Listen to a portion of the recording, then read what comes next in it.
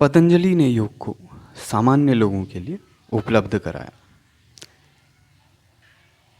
ऐसा नहीं है कि योग की विद्या पहले नहीं थी, लेकिन योग की विद्या पहले कुछ गिने चुने या सीमित लोगों के लिए थी, जो कि एक प्रकार से रहस्यमयी थे। और नहीं वो लोग जनसामान्य की पहुंच के लिए थे, और न ही उनकी विद्या जनसामान्य के लिए किसी भी प्रकार से उपलब्ध थी।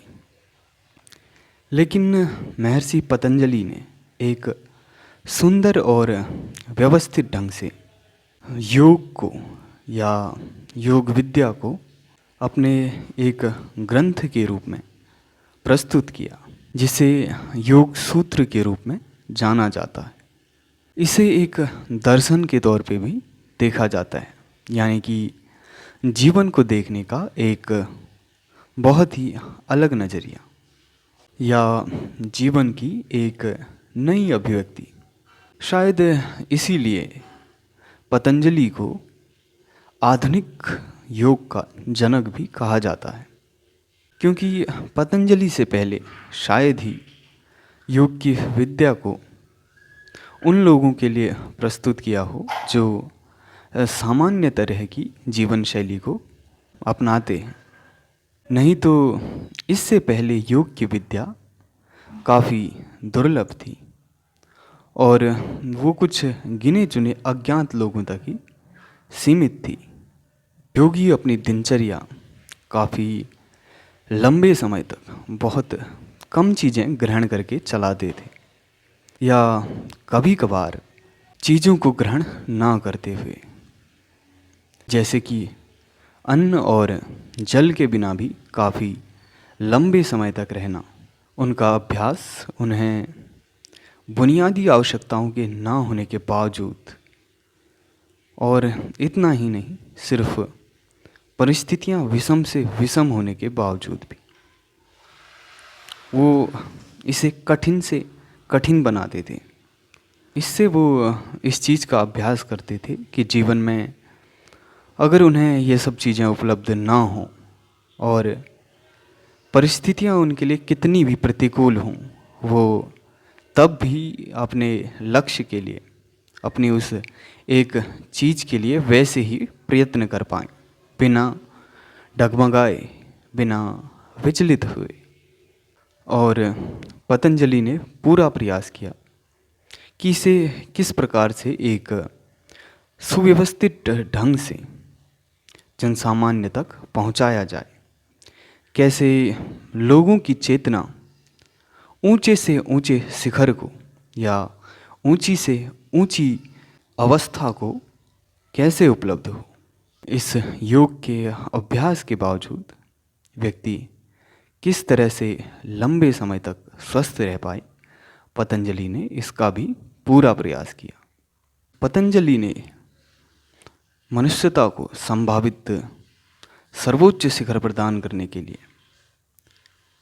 अपना योग सूत्र दिया, जिसमें उन्होंने अष्टांगिक योग को प्रस्तुत किया, जिसके 8 अंग थे: यम, नियम, आसन, प्राणायाम, प्रत्याहार, धारणा, ध्यान और समाधि। और संभावित चेतना के उच्चतम शिखर तक पहुंचने के लिए इन 8 अंगों से होकर गुजरना पड़ता था, जिसमें से पहला है यम। और यम में उन्होंने इसकी व्याख्या की कि व्यक्ति को क्या नहीं करना चाहिए, क्या व्यक्ति के लिए निषेध है, इस मार्ग पर चलने के लिए क्या क्या चीज़ें उसके लिए प्रतिबंधित हैं।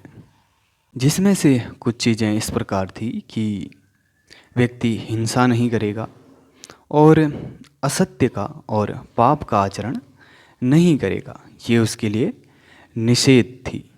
और व्यक्ति को सात्विक आहार ग्रहण कर सत्य और ब्रह्मचर्य का आचरण करना पड़ता था।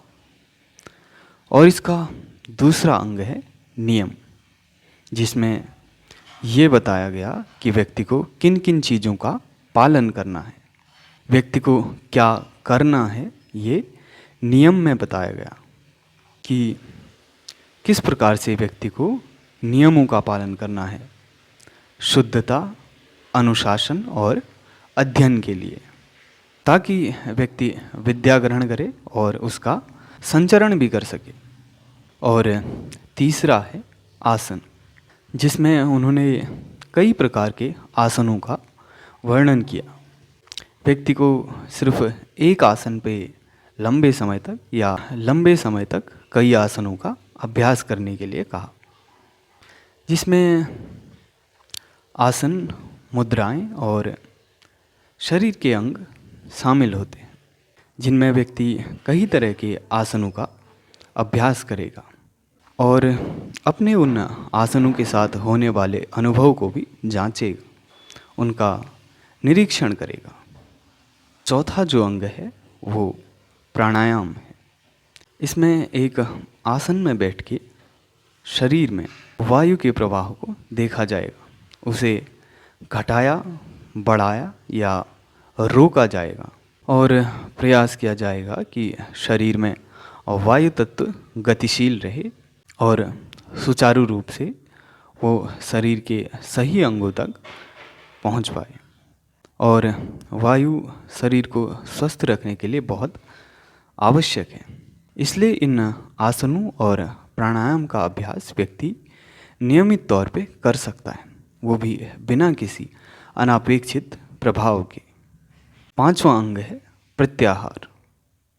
और प्रत्याहार में सभी इंद्रियों को अंतर्मुखी किया जाता है, उनके बाहर से किसी भी प्रकार के संपर्कों को अवरुद्ध कर दिया जाता है, क्योंकि इस चरण में बाहर की चीज़ों से परिवर्तन होना या बाहर की चीज़ों का अनुभव लेना उचित नहीं है। ना ही अब बाहर की चीज़ें, अनुभव और संपर्क किसी प्रकार से उपयोगी है। इसके लिए इंद्रियों को अंतर्मुखी बनाया जाता है, क्योंकि चेतना भी बाहर मौजूद नहीं है, वो मनुष्य के अंदर है। छठा जो अंग है वो है धारणा। इसमें किसी भी प्रकार से सारी इंद्रियों को एकाग्र किया जाएगा, उन सभी चीज़ों का मुख सिर्फ एक चीज़ पे केंद्रित किया जाएगा, जिससे वो इधर उधर ना भटके और एक प्रखर संतुलन में आ जाए, एक तरह के स्थायित्व की अवस्था प्राप्त हो। और इस अष्टांगिक योग का सातवां अंग है ध्यान। और ध्यान में व्यक्ति की चेतना सभी चीज़ों का अनुभव करेगी, वो सभी चीज़ों का अवलोकन करेगी, सभी चीज़ों को देखेगी। इस अवस्था में व्यक्ति अपनी व्यक्तिगत चीज़ों से मुक्त होगा, जैसे कि उसमें मैं और मेरा का भाव नहीं होगा।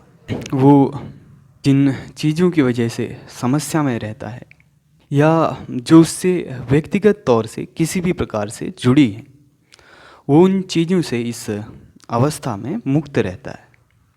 इसके बाद आती है आठवीं और अंतिम अवस्था, जो कि अष्टांगिक योग का अंतिम और आठवां अंग है, वो है समाधि।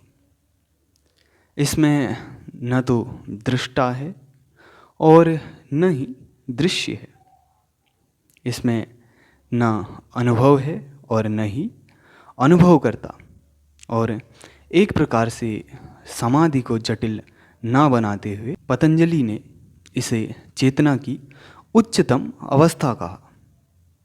इसमें सिर्फ एक रूपता है और इसमें कुछ भी नहीं। ध्यान और समाधि में एक प्रकार से अंतर देखा जाए तो ध्यान अगर मृत्यु है तो समाधि प्रलय है।